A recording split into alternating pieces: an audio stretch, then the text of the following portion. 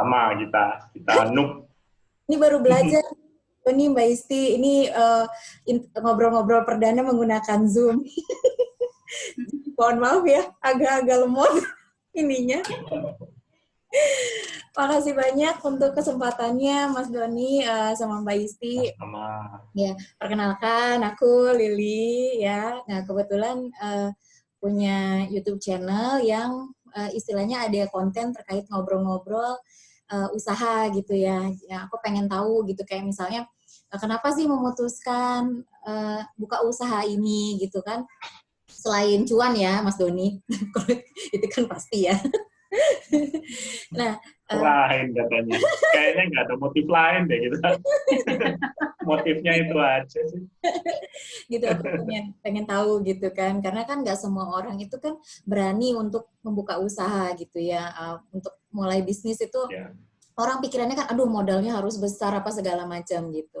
Jadi aku kemarin juga sempat memberanikan diri DM Mbak Isti gitu ya, nanya minta izin boleh nggak ngobrol-ngobrol terkait usaha yang terkait usaha yang dibangun gitu. Kayaknya jadwal kita kosong aja deh, Mbak Lili aja yang sibuk. Enggak sih Mas Doni. Terima kasih kesempatannya. Oke, di konten YouTube aku ini ada yang ngobrol bareng Lili ini terkait dengan usaha gitu. Jadi dengan harapan nanti teman-teman yang nonton ini langsung aku record ya, Mas Doni, Mbak Isti ya. Boleh.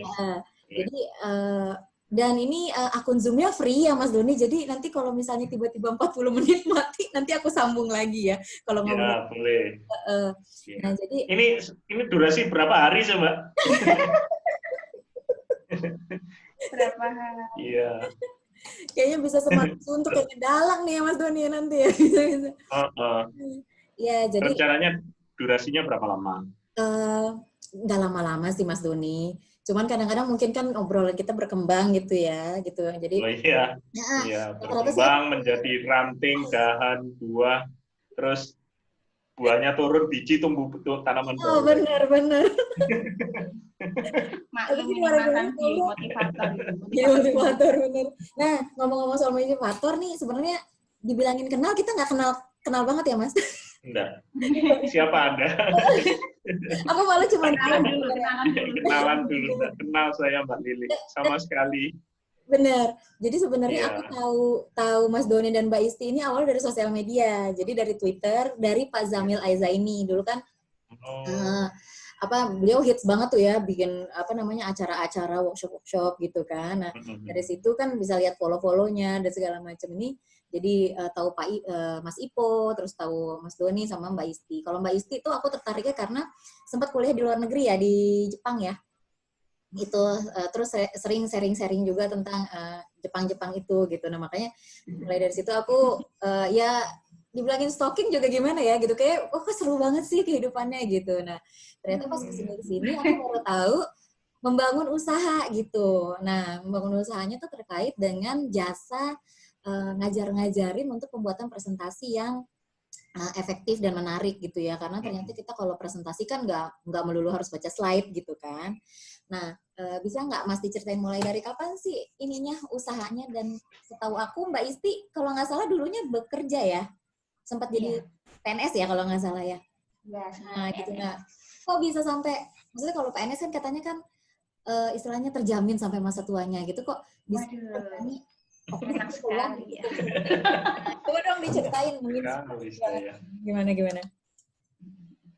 Ini ceritanya mulai dari saya lahir atau dari orang tua saya menikah atau gimana ini? Kalau dari zigot gimana Mas? Kalau dari zigot? Dari zigot atau dari penciptaan Adam dan Hawa, enggak apa-apa.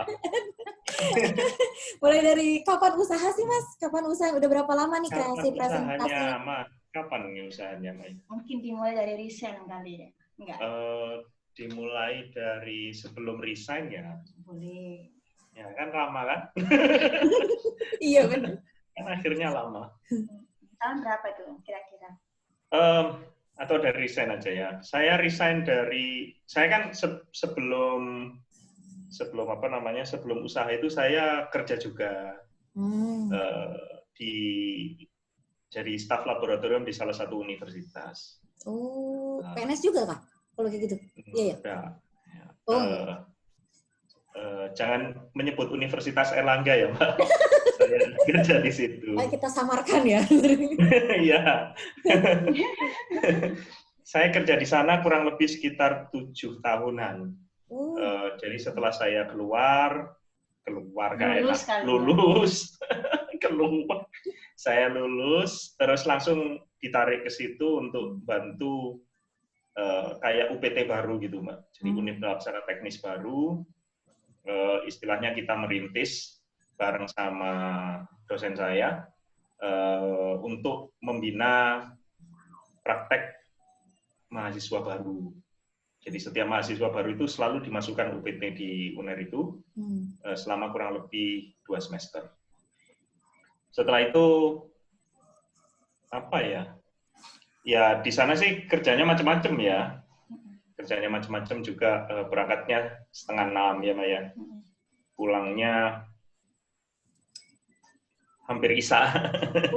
Kalau Jakarta mungkin ini kayak biasa kali ya. Biasa Kalau Surabaya ini kalau luar Surabaya biasa. luar biasa. Karena nggak seberapa macet ya. Karena saya juga harus nyiapin bahan praktikum. Kan bahan praktikum biologi itu berbeda dengan yang lain. Kalau misalnya kimia sudah tersedia di toko kimia ya. Kalau praktikum biologi itu misalnya marmut, ya, tikus putih, terus hidrilla, itu harus nyari kan ke Sungai Brantas kan. Itu benar nyari? Nyari. Maksudku bukan ada pasarnya gitu apa? Gitu nggak ada ya? Ya kalau di pasar nggak ada ya kita nyari, Pak. Kan apa ya? Pihak kampus kan tidak peduli, ya harus ada kan bahannya. Meskipun itu musim kemarau, sungainya surut kan harus ada. Terus ikan itu. Ya kalau ikan ya tahulah pasar kodok itu kan juga harus masuk ke pasar-pasar. Dan mereka bukanya pagi. Makanya kalau misalnya disebut jam kerja, kalau misalnya dibilang ya jam kerjanya ya jam 5:30 pagi itu saya sudah berangkat.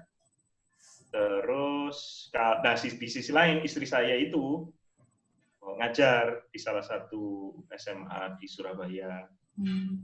Jadi dia jadi guru honorer waktu itu. Jadi kami saling bantu-membantu. Dia dulu sempat 3 hari di perusahaan Jepang, sisanya ngajar gitu ya waktu itu. Ya. Dan apa ya, waktu itu kan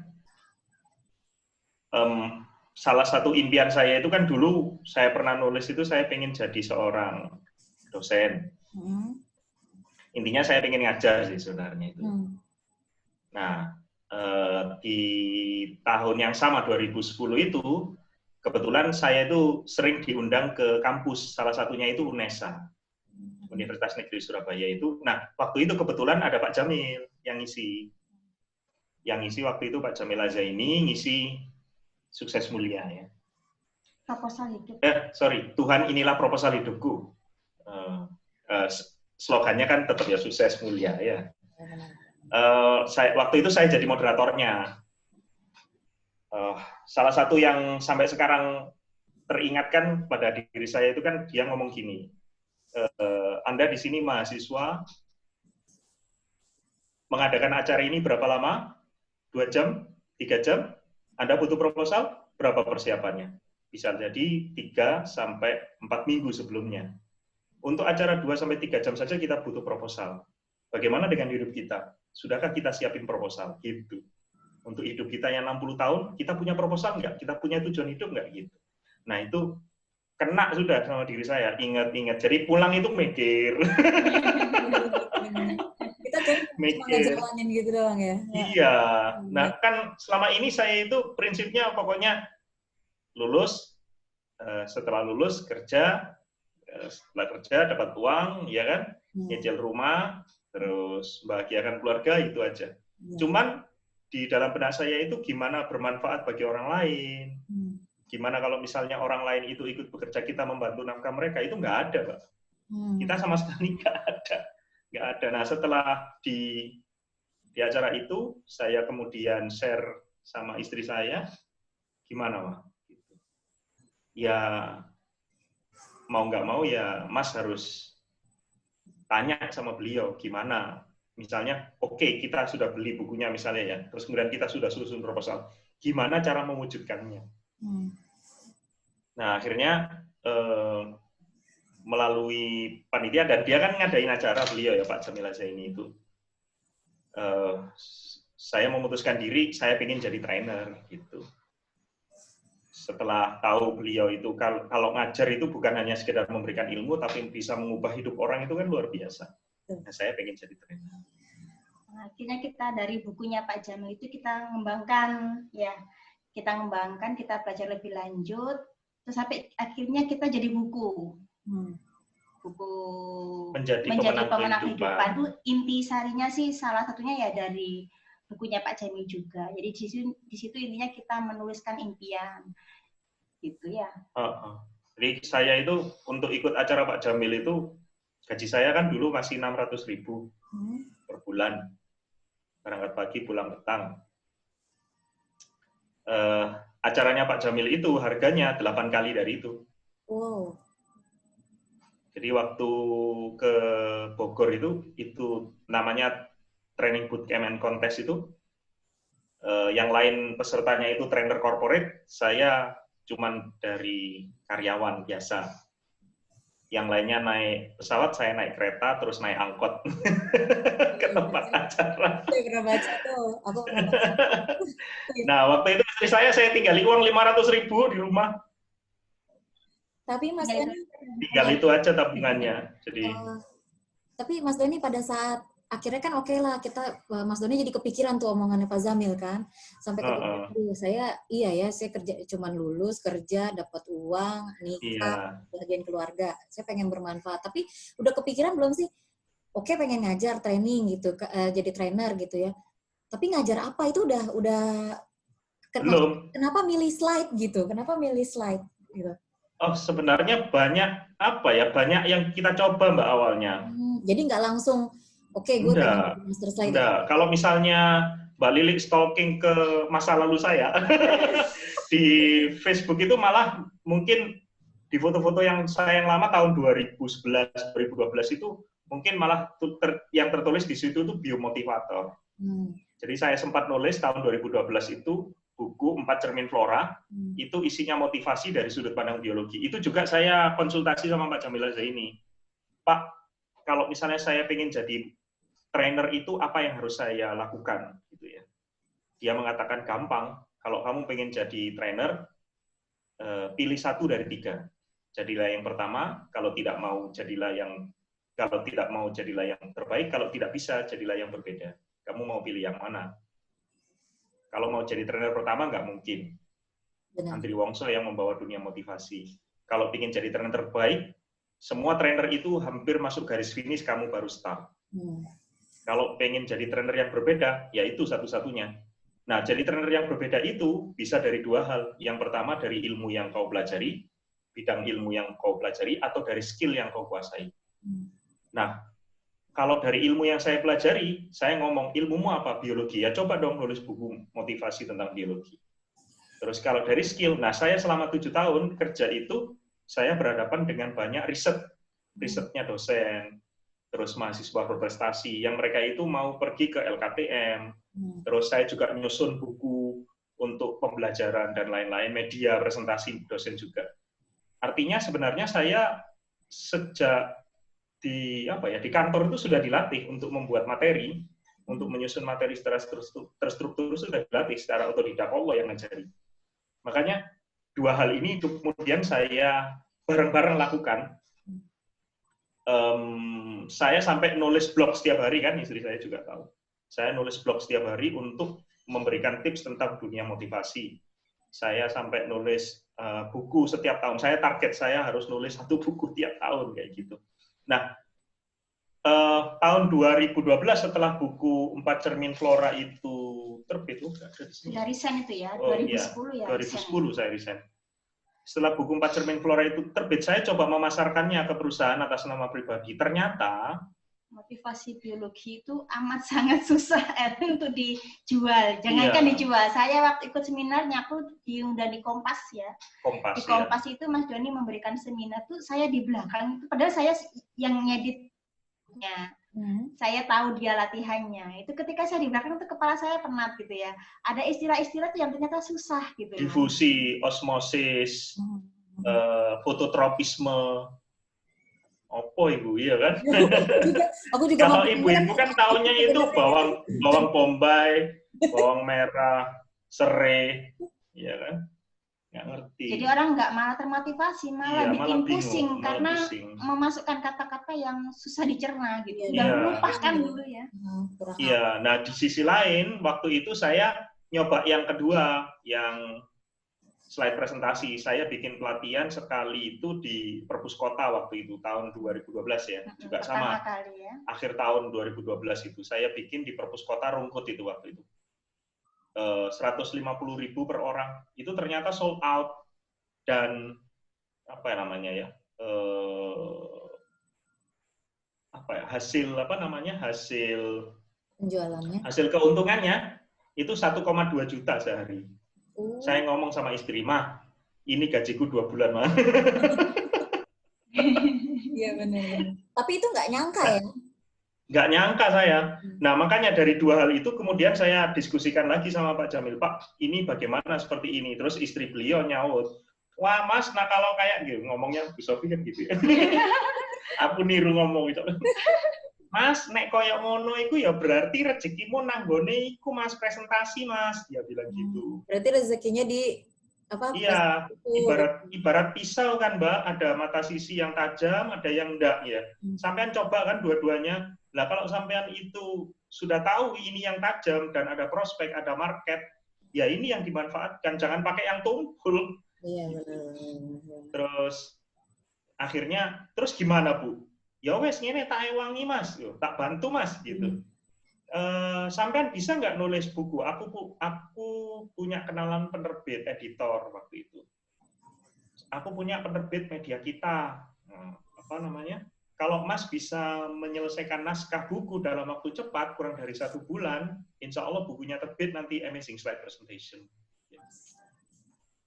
Saya akhirnya nulis buku 2 minggu selesai, Mbak. Wow, termotivasi soalnya selesai. Ya. Iya, cuan, Mbak.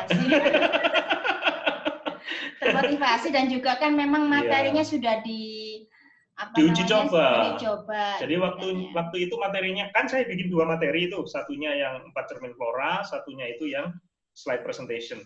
Yang satu itu teori, yang satu itu praktek. Ternyata kok yang praktek ini yang kemudian laku, maka dari materi yang saya susun itu lalu saya bikin menjadi teorinya gitu. Jadi terbalik ya, jadi bikinnya itu terbalik. Materinya sudah jadi dulu materinya. Terus dari situ kemudian banyak sekali kita bikin event-event pelatihan publik gitu kan ya, maksudnya umum gitu. Nah ini catatan juga bagi trainer yang baru awal gitu ya. Saya juga punya banyak kenalan trainer awal. Belum Mas, gimana Mas caranya masuk ke corporate Mas? Seta. Loh, perusahaan itu akan mengundang orang yang sudah capable. Mereka itu mengeluarkan uang besar itu, mereka ya tentu harus tahu siapa yang mereka undang, terus keahliannya seperti apa, dia bisa menyelesaikan masalah perusahaannya atau tidak, ya kan? Nah, kamu sudah berpengalaman belum, gitu kan? Banyak teman-teman itu yang minta seperti itu. Ikutkan aku dong Mas, bla bla bla bla. Loh, perusahaan kalau nggak kenal Anda gimana mau ngundang, gitu kan? Makanya saya waktu di awal itu diajari sama Pak Jamil Zaini itu untuk memperbanyak workshop publik supaya orang itu kenal dengan kita. Jadi kayak kalau sudah kenal pekerjaan ya Mas ya. Bahwa kita pernah nih mengadakan acara ini. Iya. Gitu. Jadi saya dulu sampai mengadakan Amazing Slide Presentation itu masih belum nama perusahaan, Mbak. Masih atas nama individu. Jadi saya itu setahun mengadakan 4 kali ya. Lebih ya. 4 kali lebih waktu di awal-awal itu tahun, bahkan sampai batch berapa itu? Hampir batch 12 ya? Iya. Hampir batch 12 sampai. Nah, dari situ kan akhirnya banyak yang tertarik, terus ingin gabung menjadi ikut jadi kayak associate trainer. Iya, gitu. Jadi orang yang mau bantu tim untuk ngajar juga. Nah, ini kita mulai kewalahan nih. Waduh, kan perusahaan juga ketika ditanya, Pak Doni, corporate-nya apa? Gitu kan juga bingung ya. Nah, itu loh Mbak. Artinya kita mendirikan perusahaan itu karena kepepet. Jadi waktu itu gini, saya masih PNS ya waktu itu. Iya. Jadi ada perusahaan yang telepon gitu kan. Mungkin beliaunya melihat webnya Mas donifirmansyah.com ya. Menelpon saya, minta untuk Pak Doni itu ngisi gitu loh. Sedangkan Pak Doni kan masih individu gitu ya. Oke, kalau yang sekarang ini kita gajinya honorarium narasumber gitu. Ya, Tapi next kalau bisa ada itu ya, ada bendera istilahnya, itu kan ada kayak betul. mewakili lembaga apa gitu. Iya. Karena kalau ditenderkan itu ke atas itu, atau misalnya bersaing dengan trainer lain itu, mereka kan masing-masing bawa corporate sendiri-sendiri ya. Kalau atas nama individu itu agak sulit, karena kalau penunjukan langsung itu harus dari eselon yang atas, atau itu sudah dianggarkan dari tahun kemarin. Nah, masalahnya kan ini kan langsung. Nah, kalau langsung itu biasanya harus beberapa corporate lalu dipilih dari satu, ya, dipilih salah satu. Ya, gitu. Nah, ya, betul. mulai bingung, Mbak. Gimana cara bikin perusahaan gitu, kita bingung. Tapi sebelum pas bikin perusahaan nih, aku pengen tahu dulu deh. Kan tadi kan sempat disinggung bahwa Mas Doni itu memang sudah biasa berhubungan dengan research gitu ya, katanya ngebantu dosen atau semua. Tapi sebenarnya selain itu benar-benar ada background terkait presentasi itu nggak sih? Misalnya apa memang belajar infografis atau ada kuliah-kuliah, khusus atau gimana tuh, Mas? Kalau waktu mahasiswa itu saya hampir setiap tahun ikut lomba karya tulis ilmiah, Mbak. Gitu. Jadi saya sampai masuk ke PIMNAS dulu itu. Kalau di UNER itu kata teman-teman itu misalnya dari Fakultas Sains dan Teknologi, siapa yang ikut LKTM? Doni sama Arif. Wah, kalah wis. Gitu. Gitu. Jadi jagoan ya, Dong? Iya, saya 3 tahun itu langganan menang, Mbak. Serius. Argumen terus kemudian istilahnya pebantahan ya dari karya. Jadi saya sudah biasa berhadapan dengan orang waktu itu di mahasiswa. Sekaligus dulu itu kan saya juga sering diundang sama kampus-kampus untuk ngasih karya tulis ilmiah, ide-ide dan sebagainya. Pak, saya punya misalnya bunga sepatu itu mau dijadikan kerajinan. Oke, kalau misalnya mau dijadikan kerajinan itu potensi di daerah yang mau dibangun itu apa, kayak gitu, sampai kayak gitu gali-gali dulu dari mahasiswa untuk dijadikan bahan PKM dulu ya, praktek karya mahasiswa. Saya lupa namanya, tapi istilahnya PKM dulu ya. Tapi ada nggak yang terkait dengan slide-nya itu, Mas Doni? Mungkin kan namanya trainer ya, pasti kan ilmu kan harus di-upgrade terus tuh, Mas. Iya. Ada sampai kayaknya aku pengen ini dulu deh, maksudnya benar-benar ngumpulin ilmu dulu biar jadi kan pasti kan ngaruh ke klien juga kan ya Mbak Isti ya. Jadi maksudnya klien lebih percaya gitu kan dengan background. Saya pernah ini loh, selain ngadain acara saya ngadain workshop, saya juga pernah kursus ini loh yang membantu sampai nanti klien saya jadi lebih baik gitu. Itu gimana? Kayaknya kalau nggak salah aku pernah baca juga Mas Doni ngambil kursus-kursus terkait slide karena ingin jadi yang terbaik kan dalam hal perslide-an. Kapan saya nulis itu? Jadi gini, kalau untuk slide memang kan waktu itu di Indonesia karena Mas Doni memang pioner, kita mau nyari workshop atau pelatihan tentang itu tidak ada. Tidak ada ya. Dulu itu yang banyak itu kursus, Mbak. Kursus Microsoft Office PowerPoint. Oh iya benar. Jadi gelondongan ya, Word, Excel, PowerPoint. Iya, betul. Gitu. Dan itu pun hanya ya seperti itulah, seperti kursus yang sekarang ini masih ada lah ya. Iya. Jadi saya pengen membuat materi presentasi PowerPoint itu menjadi sesuatu yang premium. Di mana orang itu datang 2 hari, ngikuti materi, bisa bikin infografis, bisa mempresentasikan. Nah itu Jadi waktu konsultasi itu sama Pak Jamil Azzaini itu kan sekarang dari ilmu yang ingin kau ajarkan atau kau ingin pelajari itu apa, kau harus cari gurunya. Saya ngomong sama beliau, Pak, terus terang saya itu sekarang butuh 3 ilmu. Yang pertama adalah ilmu tentang training. Kalau ilmu tentang training, Pak Jamil guru saya. Yang kedua, ilmu tentang bisnis. Saya masih butuh orangnya, Pak. Saya karena mulai mendirikan perusahaan, saya butuh orang yang benar meng-coach saya. Terus Pak Jamil nyarankan, Mas Doni belajar sama Imam El-Fahmi, Pak Imam El-Fahmi yang ada di Malang itu, Grounded Business Coaching. Dan yang ketiga, Pak, itu saya butuh orang yang membantu saya untuk menghandle tentang slide presentasi ini, untuk yang mengajari benar-benar saya tentang slide presentasi.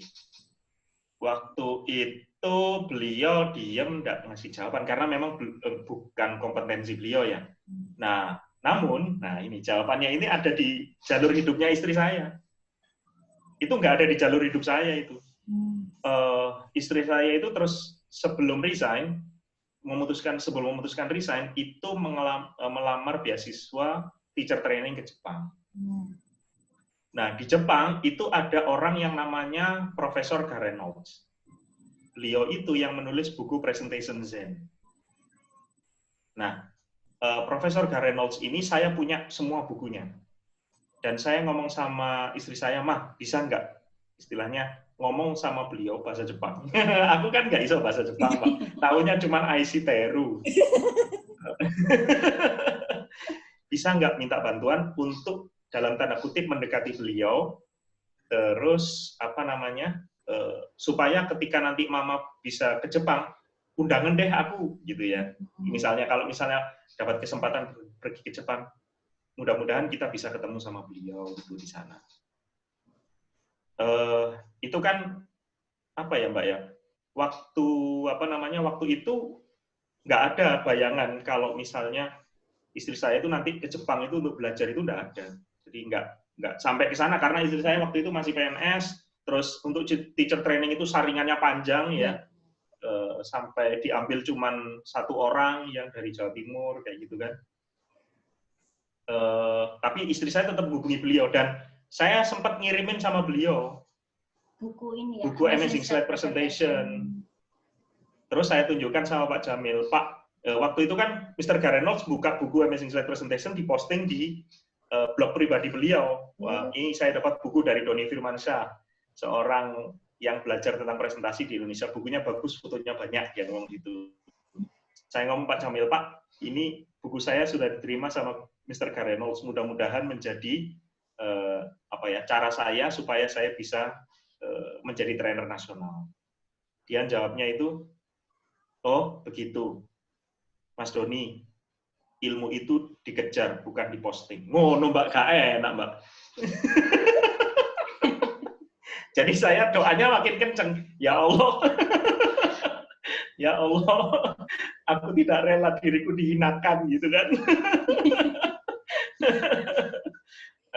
Intinya gini, kita semakin yakin, kita semakin kuat doanya, bahkan saya ngeprint foto tahun 2014 saya akan berangkat ke Jepang lalu bersama keluarga. Terus ada pohon sakura yang berjajah gitu, pink gitu. Nah, waktu itu kan ternyata saya tuh berangkatnya itu 2013 sebenarnya. Jadi 2013 itu waktu musim gugur. Waktu musim gugur, kok ya pas kebetulan di kampus saya tidak ada asrama untuk keluarga, lagi habis. Nagoya? Di Nagoya itu habis, nggak ada asrama untuk keluarga. Akhirnya mau nggak mau saya berangkat dulu sendiri. Jadi kita pisahan selama 6 bulan, saya pisah sama anak-anak, gitu ya, 6 bulan. Ketika sudah tiba saatnya, mereka sudah saya undang pakai visa dependent gitu. Berangkat, saya pindah kampus. Di kampus Nagoya itu nggak ada yang seperti Mas Doni gambarkan tadi itu, yang ada pohon sakura berjajar, itu nggak ada. Jadi saya pindah kampusnya ke Aichi University. Nah, di situ tanpa saya tahu, ketika saya pindah kan masih musim awal peralihan ya, dingin mau ke arah semi gitu kan. Saya nggak tahu itu pohon apa itu ya, kan masih hijau gitu. Nah, ketika menjelang beberapa hari sebelum Mas Doni datang, itu mulai muncul pink kecil gitu di pohonnya dan daunnya sudah gugur-gugur gitu. Nah, pas ketika tanggalnya Mas Doni tiba, insya Allah 9 April ya, Mas Doni tiba itu jalanan menuju ke asrama saya itu dari gerbang kampus itu semuanya pink banget gitu. Persis seperti yang saya print. Oh. Jalannya itu persis seperti yang saya print. Jadi ya Allah, izinkan saya di tahun 2014, di tahun yang sama, saya bisa berangkat ke Jepang bersama keluarga dan berjalan di bawah pohon sakura ketika pertama kali datang. Beneran, serius, Mbak. saya sampai merinding itu. Mah, ini beneran mah, seperti halnya yang ada di kertas print itu. Makanya sampai sekarang itu tetap saya lakukan, nulis impian, saya tempel, bahkan sekarang saya tempel di kantor. Impian saya setiap tahun itu apa. Itu sih Mbak, dan di Jepang itulah akhirnya itu titik balik saya sih. Di sana saya bertemu banyak orang, saya ikut TEDx Kyoto, saya ketemu Profesor Reynolds, saya langsung ikuti seminar beliau, saya belajar bagaimana arrange panggung TEDx yang sedemikian sulit, ngomong bahasa Inggris gradal-gradul, sembuh lah. Pokoknya yang penting saya dapat ilmunya, dan ketika saya kembali ke Indonesia, saya lebih percaya diri dengan membawa ilmu yang saya bawa dari sana. Dan yang luar biasa itu waktu kita masih di Jepang itu ada lembaga instansi negara gitu ya yang minta kita untuk ngisi pelatihan. Loh, ini Pak Doni dari Jepang loh gitu kan. Iya, jadi saya transportnya kan mahal banget. Saya belum gitu ngomong kan, kesampean ya. Waktu ditinggal sama istri itu saya hampir nggak punya penghasilan, Mbak. Oh gitu. Serius. Iya, anak sudah 2. Beneran. Jadi Mas Doni ini ngerawat 2 anak di Indonesia. 6 bulan. Itu hampir tidak ada panggilan. Terus, tapi saya tetap nulis blog, saya tetap berkarya, saya tetap nulis buku. Tapi blog di AdSense nggak, Mas? Kenapa? Blognya di AdSense nggak? Dikasih, kan kalau YouTube kan ada untuk iklannya gitu kan ya AdSense-nya. Blognya di AdSense juga nggak? Enggak ya. Jadi cuma buat nulis. Organik, kita semuanya organik. Enggak. Apa namanya? Pokoknya saya tetap mengoptimalkan apa yang selama ini ada. Saya tetap rutin melakukan hal yang ini ada. Jadi waktu saya saya berangkat ke sana itu sampai diwanti-wanti sama Pak Jamil Azani, Mas Doni serius mau berangkat ke Jepang. Mas Doni itu sudah mulai naik loh. Blognya sudah nomor 1 di Google loh. Kalau misalnya tentang presentasi terutama ya, itu selalu ada di halaman 1. Misalnya kalau Mas Doni tinggal di Jepang, apa nggak khawatir seperti Mas Saifullah Fatah. Saifullah Fatah tahun 98 itu banyak menjadi narasumber. Setelah itu ditinggal untuk doktoral ke New York. Nah setelah dia kembali, dia nggak jadi siapa-siapa. Gimana itu Mas? Padahal waktu itu saya mau pamit sama beliau, 2 hari lagi saya mau berangkat. Iki apa sih? Bukannya, iya Mas. Ya Mas, pergi, gitu kan. Semangat ya. Enggak. Serius Mas mau berangkat. Ngono Mbak. Waduh mati aku. Tapi apa ya? Mungkin beliau tahu saya itu orangnya itu cara mendidiknya itu kayak bola basket, tahu ya. Kalau misalnya dipukulkan ke bawah itu semakin naik ke atas.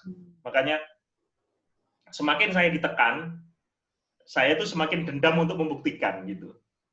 Bukan dendam negatif ya, dendamnya itu pengen membuktikan aku pasti bisa. Ada semangat lebih untuk ngebuktiin gitu ya, bisa betul. Kok gitu, ternyata bisa. Iya betul. Nah, dan tadi kan istri saya ngomong sewaktu di Jepang ternyata ada yang manggil saya.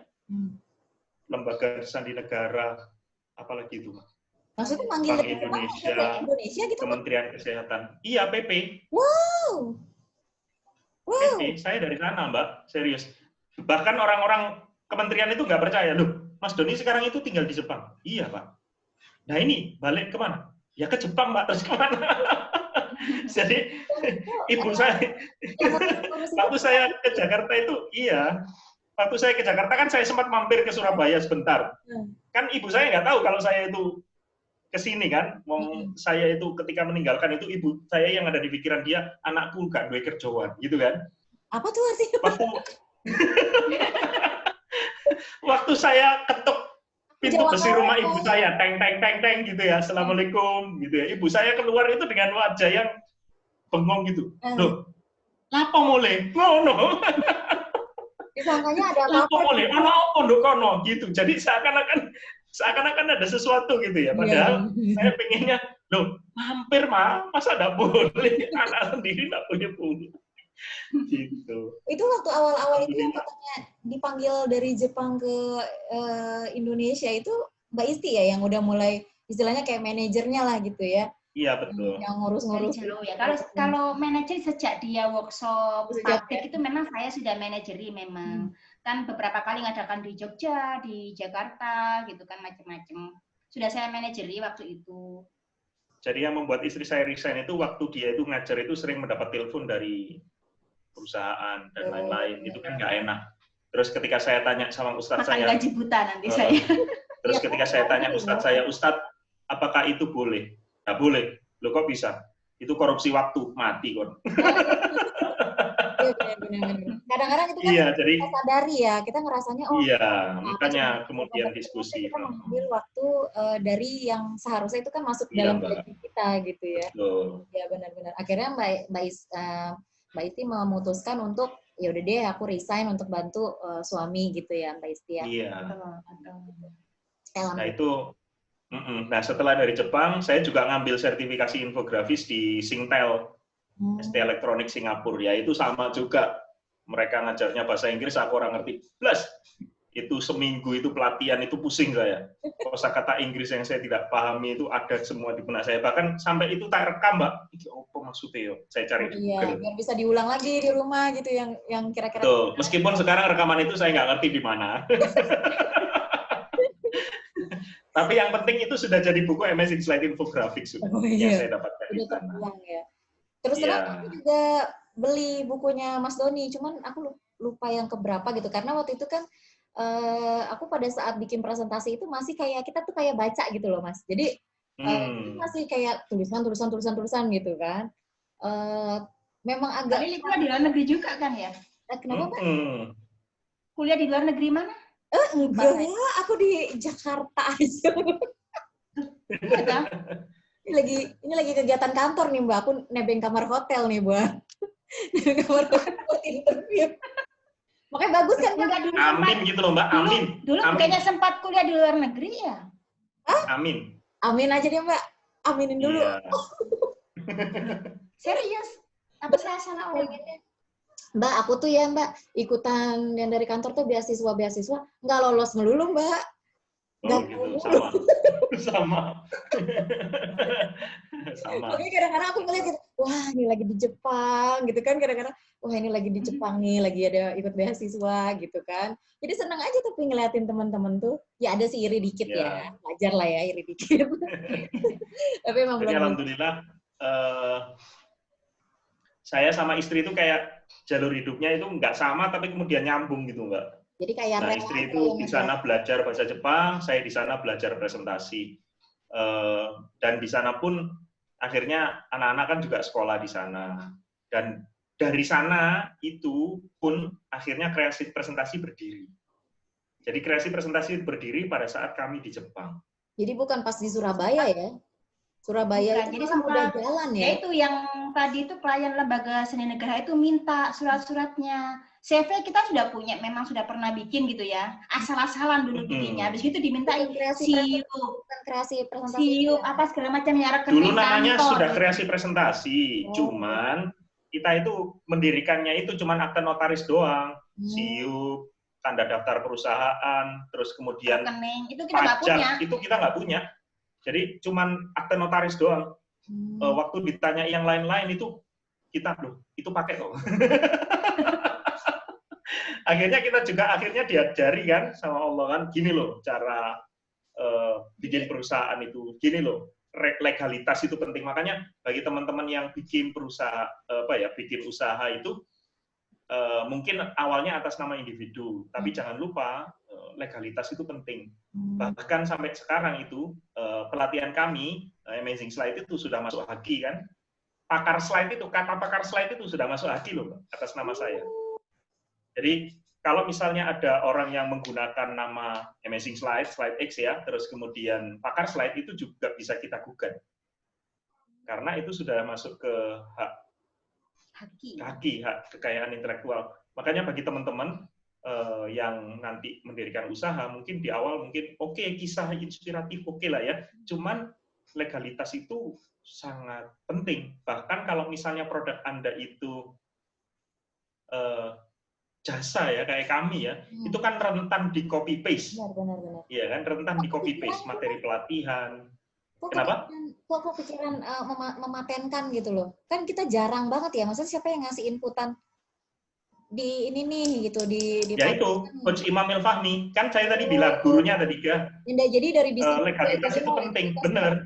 Iya. Gitu, ya. Bahkan kata kata-kata aja itu bisa bikin orang bertengkar loh, Mbak. Kalau sudah ada hubungannya dengan uang loh. Uang itu bisa mengubah orang. Betul, ya. Akhir-akhir ini kan ini ya, yang kemarin-kemarin juga sempat ada yang ayam gitu kan? Iya. Penggunaan kata. Iya.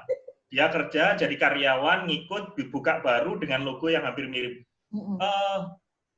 Itu kelihatannya sepele. Tapi kan itu sebenarnya kemurahan hati dari gurunya itu. Karena gurunya tidak menggugat dia. Itu padahal di awal itu bisa loh digugat dia itu. Loh, tapi kok malah dia yang balik gugat. Nah, itu loh kekeliruannya di situ. Makanya bagi teman-teman yang buka usaha, ilmu itu penting. Terus kisah inspiratif untuk menggerakkan kita penting. Tapi ingat, di atas itu semua ada legalitas ya. Jadi surat ya. Orang itu nggak butuh ocehan kita, orang itu butuh suratnya. Ini loh. Ya, bukti TDP-mu, SIUP-mu itu, ya kan, kamu bayar pajak apa enggak? Motivasi, inspirasi, ternyata nggak bayar pajak ya, di sini. Itu sih, makanya waktu itu pulang ke Indonesia itu hanya untuk tanda tangan, bikin rekening itu. Ke Surabaya itu hanya untuk itu. Iya. Ada temen di Surabaya waktu itu yang bantu kita banget gitu ya. Jadi dia bantu ngurusin bikin siupnya, ininya segala macam. Jadi ketika Mas Doni datang ke Indonesia tuh tinggal tanda tangan tuh yang kedua kali ya kalian datang. Iya, betul. Itu karena ada salah satu klien yang minta harus dilengkapi Bu. Kalau misalnya klien itu nggak minta sampai sekarang mungkin KP nggak ada, Mbak. Gitu. Jadi kita harus bersyukur sama apapun yang kita hadapi itu karena itu yang akan ngajari kita. Jadi kalau teman-teman itu mau buka bisnis, ya buka aja, gitu kan. Pak, saya nggak tahu ilmunya, ya sambil jalan, gitu kan. Loh, rugi lah. Lah itu anggap saja biaya belajar, gitu. Kalau misalnya nggak mau rugi, ya jangan usaha, gitu kan. Jadi karyawan aja itu pasti digaji tiap bulannya. Iya, benar. Karena bagi seorang pengusaha rugi-rugi di awal itu worth it lah nanti. Kalau misalnya dia impas gitu oke ya. Tapi kalau misalnya rugi di awal itu nggak masalah, gitu kan. Itu juga kita proses belajar waktu kita. Ya anggap saja kalau misalnya ikut workshop marketing berapa waktu ikut, ya kan? Workshop legalitas berapa? Mas Doni sama Mbak Isti itu pernah ngadepin kendala apa aja sih selama ini gitu? Kan tadi kan sebutinnya ya kalau mau bisnis mah kita nggak usah takut gagal lah ya, di awal-awal kita pasti pernah mengalami kegagalan apa? Selain belum ada panggilan-panggilan waktu Mbak Isti pergi beasiswa itu kan Mas Doni bilang wah nggak ada panggilan sama sekali nih gitu. Terus langkahnya apa? Kan nggak mungkin dong cuma aduh nggak ada panggilan nih, jadi aku nunggu aja, kan nggak mungkin kayak gitu kan. Nah, itu. Jadi iya dong, pasti kan banyak sekali ya kendala ya waktu kita awal-awal usaha itu. Kita bikin workshop publik gitu ya, bukannya untung, bukan impas gitu ya, tetapi kita malah rugi 2 juta 3, itu gitu sudah sering dulu. Itu kenapa tuh, nggak ada yang beli atau gimana untuk ininya? Nggak nutup biayanya. Jadi pesertanya itu nggak sesuai ini ya, misalnya kita target 20 gitu ya, tapi ternyata hanya ada misalnya 10 atau berapa, sedangkan kita nyewa hotelnya itu minimal 25 orang gitu. Ada kan kadang-kadang yang gitu minimal 20 gitu. Ternyata kita cuma 10 sama berapa orang. Kita kan harus bayar lagi biaya makan sama ruangan itu kan untuk 20. Gitu, itu tetap dilaksanakan ya jadinya ya, bukan diundur ya? Tetap kita laksanakan karena waktu itu kita pikirnya Mas Doni ada kepercayaan sama peserta gitu. Jadi yang pertama itu memang untuk membangun kepercayaan. Nah, itu mahalnya di situ loh, Mbak, memang. Mungkin kalau bagi orang yang usahanya barang, rugi di awal itu adalah misalnya kadaluarsa ya. Terus kemudian barangnya nggak laku. Kalau rusak, kalau misalnya baju modelnya usang gitu ya. Nah, tapi kalau untuk jasa itu tadi pesertanya nggak cukup. Terus kemudian biaya hotelnya fix. Pesertanya sebagian besar mahasiswa, Mas mau dikasih harga karyawan kan nggak cocok.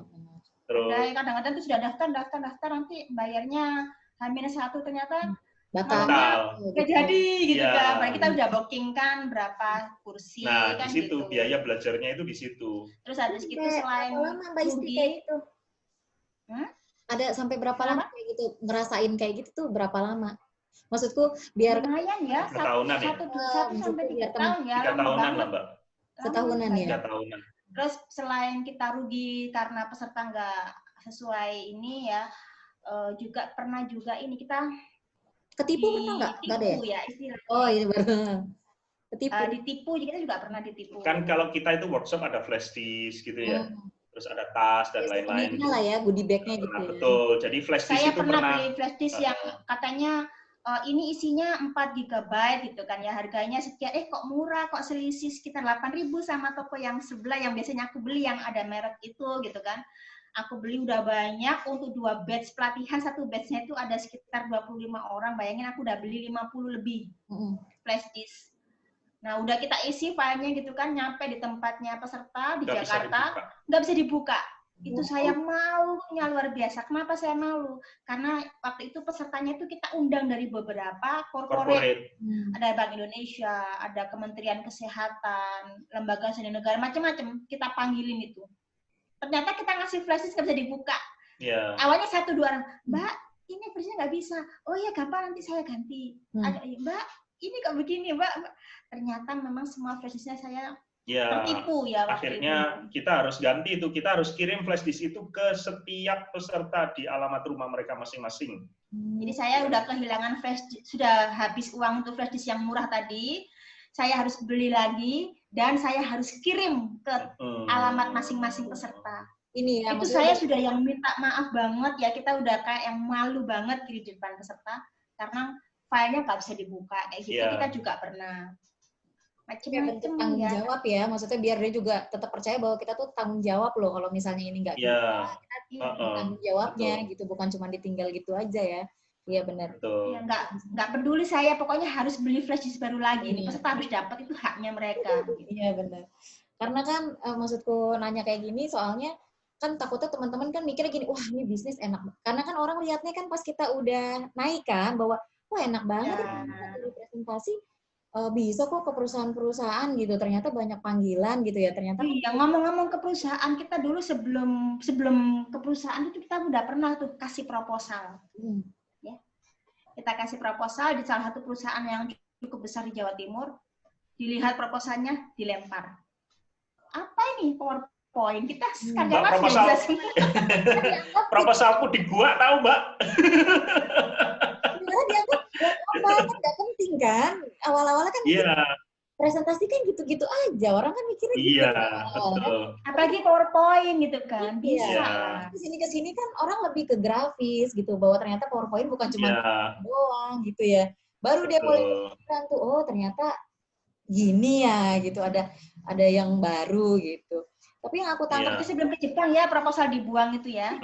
Setelah dari Jepang, sebelum juga ya. Jadi sebelum ke Jepang itu kita sudah melakukan semua hal yang disarankan oleh guru marketing yang nggak benar.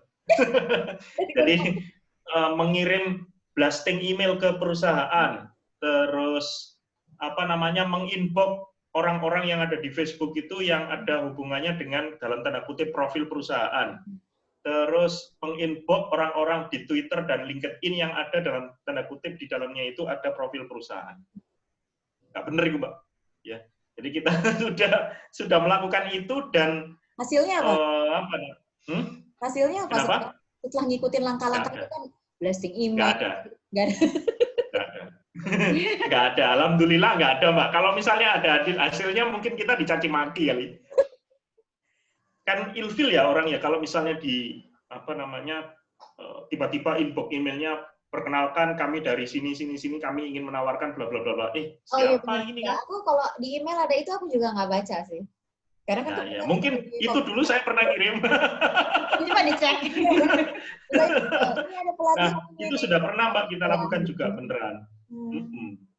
Cuma gitu. Jadi, alhamdulillah tadi yang membuang proposal kita itu ternyata langsung berapa batch? 3. Langsung 3 batch ya. Oh, jadi malah jadi klien ya, klien tetap. Iya. Alhamdulillah dia buang. Kalau misalnya nggak buang nggak jadi gitu. Seharusnya lebih ekstrim lagi, dibakar gitu ya, mungkin jadi 10 batch gitu.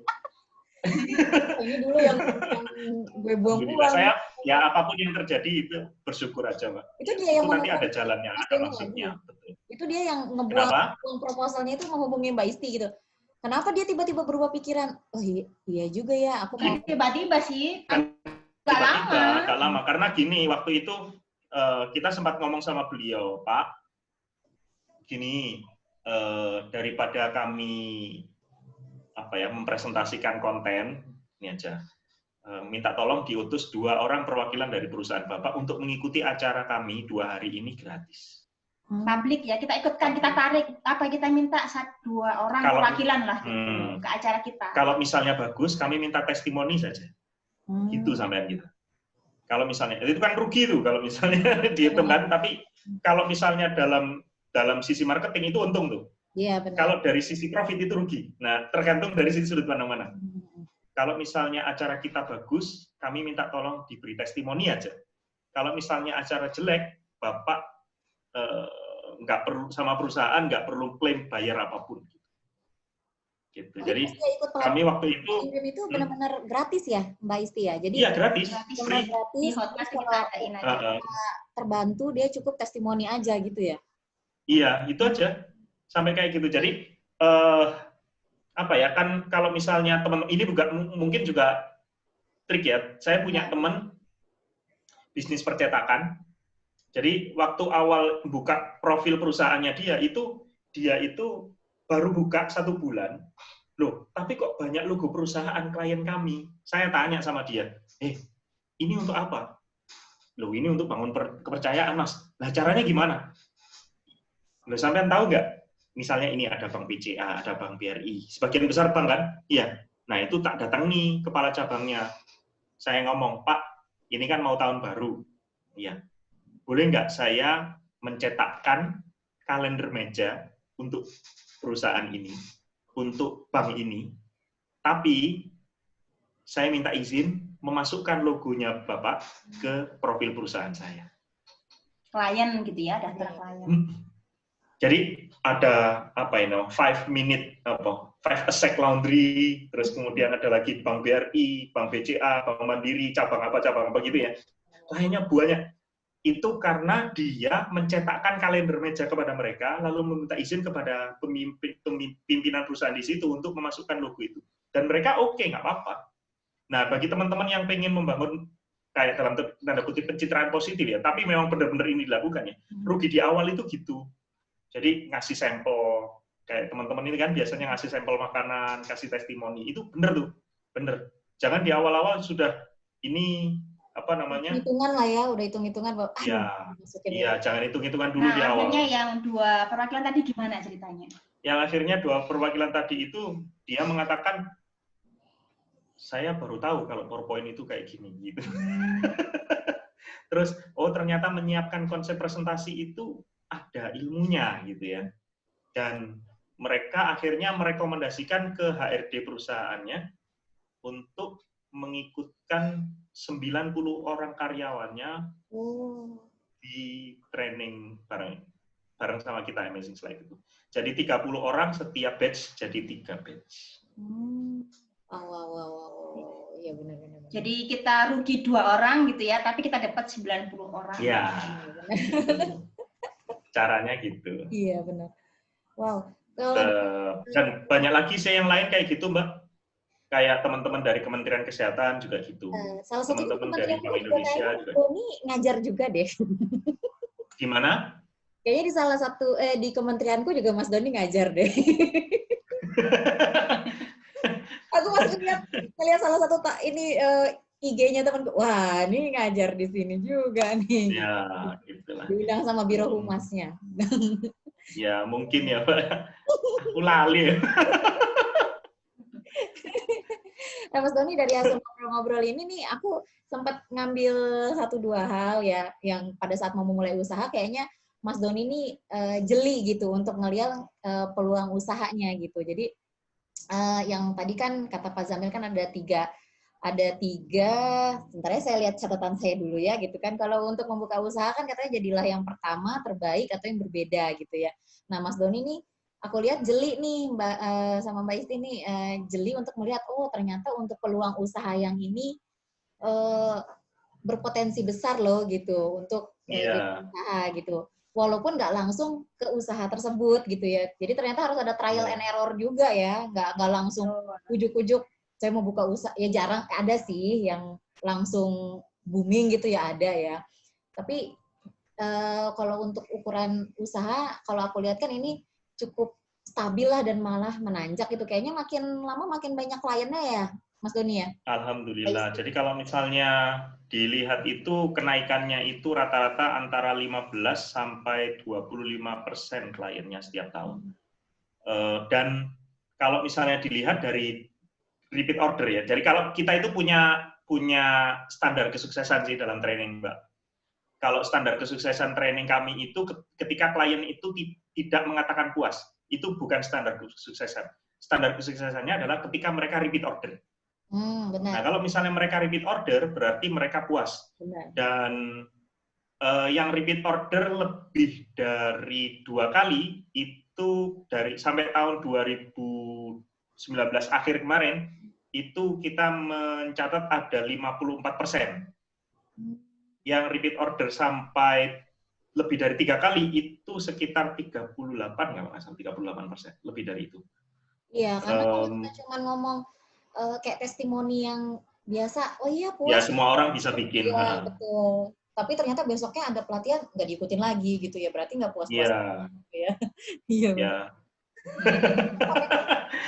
Kalau aku lihat tadi, dan aku dengar juga ternyata koneksi penting juga ya. Maksudnya kok koneksi tuh gini, untuk jalan-jalan gitu, bahwa ternyata, oh dari Pak Zamil, ternyata untuk bagian, untuk bagian trainingnya gitu, oh ternyata dari Pak Zamil dibuka jalan untuk kayak tadi istrinya Pak Zamil bantu untuk buku ya, bikin untuk terbitin buku. Ya, betul. Gitu. Jadi ternyata koneksi tuh penting gitu.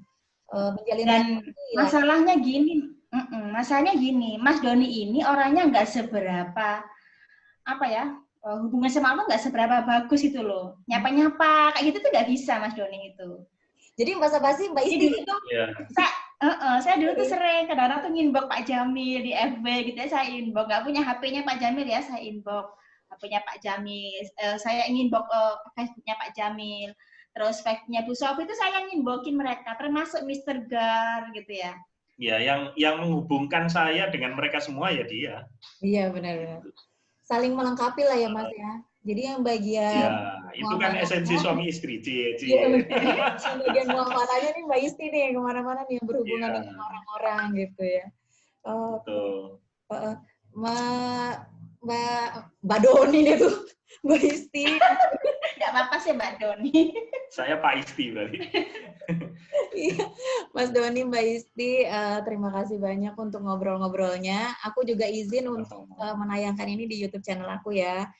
Semoga dengan hasil ngobrol-ngobrol kita ini, ada teman-teman di luar sana yang aku sih pengennya gitu kayak menginspirasi gitu, bahwa ternyata untuk usaha itu nggak harus modal besar, tapi ya memang tetap harus ada skill ya. Kemudian kita harus... Ya, saya dulu modalnya cuma 1 komputer doang. Nah, dan harus jeli juga ngelihat peluang gitu. Ya, ngelihat peluang.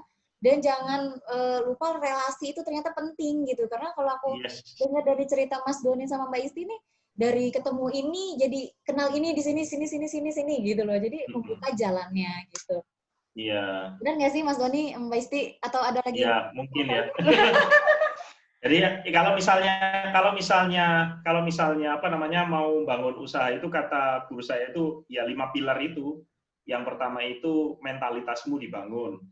Mentalitas itu bukan hanya siap untuk berhasil, tapi siap gagal. Betul. Personalitasmu dibangun. Betul. Bangun personalitas itu individu dengan orang lain, ngobrol dengan orang lain, terus personalitas juga, skill diri itu juga dibangun. Terus moralitas dibangun, bagaimana memperlakukan orang, bagaimana mencedel orang. Spiritualitas dibangun, ya kan?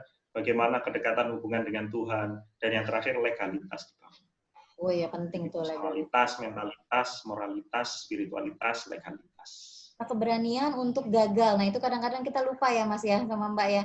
Mbak. Kita tuh berani untuk sukses aja gitu, ngerasain sukses gitu. Pas ngerasain gagal agak down dikit. Iya, gitu ya. Itu kalau kata teman saya Mas Hari Firmansyah, tergantung respon aja sih. Tergantung respon. Gagal sama berhasil itu yang berbeda itu kan cuma responnya. Ya. Gagal sama berhasil, responnya aja. Iya benar. Kalau berhasil senang, gagal sedih. Udah, tergantung itu aja sih.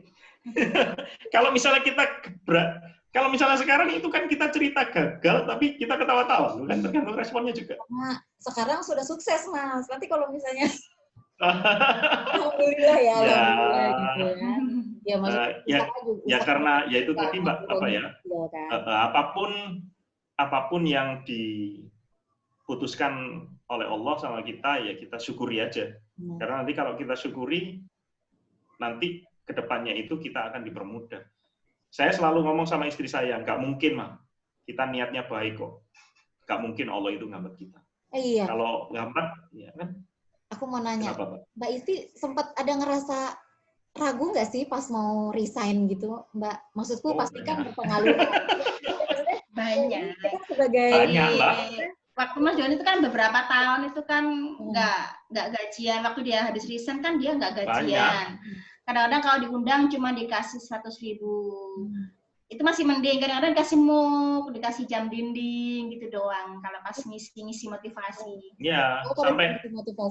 Iya, sampai istri saya itu pernah saya diundang itu salah satu BEM kampus itu, terus istri saya ngomong, "Mas, nanti bilang sama BEM-nya." Kenapa? Jangan ngasih jam dinding lagi. Di rumah kita sudah banyak jam dinding. Jadi, waktu itu saya hanya kamar di rumah ibu saya kan kita belum punya rumah ya. Di kamar saya kan ya, kamar saya memang gede memang. Cuman satu kamar tuh ada sekitar 4 jam dinding itu kan kebanyakan. Terus di luar tuh ada 3. Mbak Isti, itu mungkin kan gini kali, kan ini, waktu Indonesia Barat, waktu Indonesia Timur gitu. Makanya banyak. Ya kalau misalnya seperti itu. Oh itu jamnya dari logo berbagai universitas yang berbeda. Kan nggak cocok. Waktu New York gambarnya Universitas A. Iya. Nggak cocok. Cocok plus. Gitu. Karena juga nangis tiap malam itu ya. Jadi terus belum lagi kayak orang tua kan ngomong ke saya kan tinggal di rumah ibu saya ya. Kok kamu yang kerja jadi PNS tiap hari, suami kamu kok di rumah gitu. Kerja apa suami kamu? Kan omongan-omongan seperti itu kan juga kadang pengaruh ya ke sayanya itu, gitu kan. Mentalitasnya dibangun. Itu jadi kami berdua tuh dibangun di situ. Tapi saya waktu itu berbohong sama orang tua saya. Suami saya itu kerjanya online gitu. Jadi nanti gajinya ditransfer, nggak usah ketemu orangnya gitu. Banyak sudah itu kerjaannya gitu. Saya bilang gitu. Jadi saya sebagai seorang istri saya nutupin gitu waktu itu ya, nutupin tanda kutip aibnya, bukan aib sebenarnya ya. Kayak gitulah ya. Pokoknya saya nutupin itu. Saya berusaha untuk positif gitu loh. Ya itu sih salah satu tipsnya itu, saya nggak ngumbar gitu, saya nggak curhat, curcol, jelek mana-mana gitu. Pasangan kita baru bangun usaha, terus kemudian dia mengalami kegagalan dan sebagainya, jangan diumbar. Dia baru belajar, terus jangan dikatain negatif, apalagi diomongkan sama orang tua dan sebagainya. Itu nanti malah bikin dia tambah down. Tambah apa ya? Kalau orang Jawa bilangnya mutung, tahu mutung ya? Iya, aku kebayang sih arti mutung itu. Mutung apa? Putus asa gitu ya, putus asa, mutung, putus asa. Nah, saya sempat bilang gini waktu itu kan sampai suatu titik gitu ya saya nangis gitu ya. Mas, kalau memang trainer ini tuh bukan jalannya sampean, sampai saya tuh ngimbak Pak Jamil. Pak bener, suami saya kan sudah ikut pelatihan tuh sekian juta. Apakah profesi trainer itu menjanjikan gitu? Saya tuh pernah tanya gitu ke Pak Jamil. Ya. Terus habis gitu saya ngomong ke dia, Mas, kalau memang trainer ini bukan jalan sampean, saya ikhlas, meski dia kan S1 ya, S1 kemudian kuliah S2. Saya ikhlas sampean tuh misalnya kerja jaga Indomaret kayak gitu. Pokoknya berpenghasilan gitu. Saya sampai nyuruh dia jadi pegawai gitu loh. Balik lagi. Ya, istilahnya kerja apa aja lah pokoknya. Kerja apa aja boleh, pokoknya menghasilkan. Pokoknya halal. Nah, kalau misalnya teman-teman itu baru merintis usaha, ingat kalau saat itu kita itu masih nanam gitu ya. Jangan berharap langsung dapat buah. Kan kita harus mupuk dulu. Kita harus rajin nyirami dulu. Nanti kalau misalnya kita itu berhasil membudidayakan, nanti buah itu akan datang terus gitu. Nah, tapi itu loh, Kuat nggak kita itu nyirami? Kuat nggak kita itu menyiangi rumput yang ada di sekitarnya? Kuat nggak kita itu setiap hari itu ngasih? Segala macam. Nah, problemnya itu di situ. Kadang-kadang kita yang males gitu loh, nyiram, nggak mau, ini nggak mau, tapi pengen hasil penghasilan besar. Gini, kalau kita pengen, jadi gini, kalau misalnya kita pengen penghasilannya besar, ya oke lah ya. Semua orang pengen penghasilan besar. Mungkin saatnya kita menanyakan kepada diri kita sendiri, atau misalnya kita mempertanyakan skill kita, ya pantas nggak kira-kira misalnya, kalau misalnya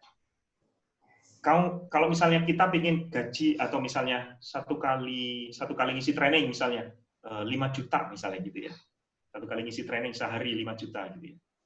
Terus kalau misalnya itu dibalik,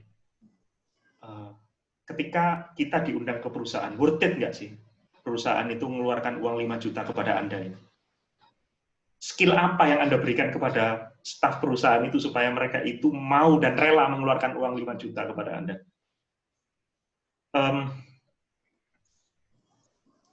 Kadang-kadang kita itu, apa ya, saya itu kan kalau misalnya dilihat 10 tahun ya, kalau misalnya di dunia training ini, terus ketika ditanya, ketika sering kan kita pitching gitu ya, pitching itu diberikan waktu sekitar 15 menit, tampilkan materi atau misalnya ceritakan materi Anda, atau misalnya ketika mereka punya contoh kasus seperti ini enaknya diapain gitu ya. Pernah itu, waktu itu saya diundang sama ESQ untuk menjadi tentor di multimedia mereka, di multimedianya Pak Ari Ginanjar. Mereka punya problem, Mas kalau misalnya seperti ini bagaimana? Saya ngomong, oh, fontnya diubah, latar belakangnya diganti lebih terang, terus jangan pakai latar belakang gradasi. Udah, gitu aja. Kata temennya, udah, gitu aja. Saya bilang sama mereka, mungkin jawaban saya itu 1 menit. Tapi untuk menjawab 1 menit, saya butuh pengalaman 10 tahun. Anda menggaji saya, itu pengalaman belajar saya 10 tahun. Bilang gitu. Jadi kalau misalnya teman-teman di sini itu merasa bahwasanya saya pengen get pengalamannya apa gitu kan, skill apa saja yang sudah Anda kuasai, klien apa saja yang sudah Anda hadapi. Ketika klien-klien besar, terus kemudian Anda mampu menyelesaikan masalah-masalah besar, maka worth it lah. Misalnya orang sekelas, misalnya Pak Safir Senduk ya, rekan saya, Pak Sandiaga Uno, terus misalnya Pak Ari Ginanjar dan sebagainya. Orang-orang seperti itu kan kita kalau misalnya mengeluarkan untuk mengundang mereka misalnya 50 juta, kita nggak akan tanya gitu loh. Kenapa? Ya worth it gitu. Worth it karena mereka punya pengalaman yang sangat panjang, praktisi dalam jangka waktu yang lama, mereka mampu menyelesaikan masalah dengan cepat gitu kan. Itu kan yang kita nilai gitu ya. Jadi bukan kemudian cuman gitu doang. Kadang-kadang kan kita ngenes ya, cuman gitu aja. Desainnya cuman gini aja gitu. Nah, teman-teman itu gitu, mau nggak gitu, kuat nggak gitu ngadepi kayak gitu, nyirami, nyiangi sampai kemudian berbuah. Nah, berbuah pun itu nggak selesai loh. Itu harus dijual ke pasar. Kalau pengen bernilai lagi, itu harus diolah. Buah apel. Kalau misalnya pengen bernilai lagi, ya dikemas.